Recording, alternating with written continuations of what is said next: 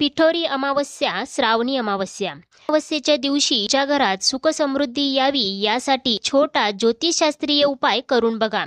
काय करायचंय? कणकेचे 5 दिवे बनवायचेत आणि हे घराभोवती 5 ठिकाणी ठेवायचेत. कुठे कुठे ठेवायचे आहेत सांगते ऐका.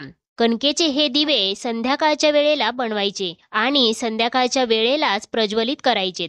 आणि हे दिवे संध्याकाळी एक दिवा देवाजवळ ठेवायचा, एक दिवा तुळशीजवळ ठेवायचा, एक दिवा तुमच्या घराच्या मुख्य प्रवेशद्वारात ठेवायचा आणि एक दिवा घराच्या दक्षिण दिशेला ठेवायचा.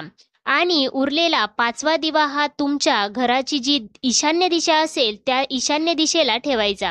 ईशान्य दिशा म्हणजेच काय तर उत्तर आणि पूर्व यांच्या मधली दिशा, तिला ईशान्य दिशा म्हटलं जातं. 5 दिवे कुठे कुठे ठेवायचे आलं लक्षात? एक देवाजवळ ठेवायचा, एक तुळशीजवळ, एक तुमचं जे मेन डोअर असेल त्या मेन डोअरच्या शेजारी ठेवायचा आहे, एक दिवा दक्षिणेला पितरांसाठी ठेवायचा आहे आणि एक दिवा घरात ईशान्य कोपऱ्यात.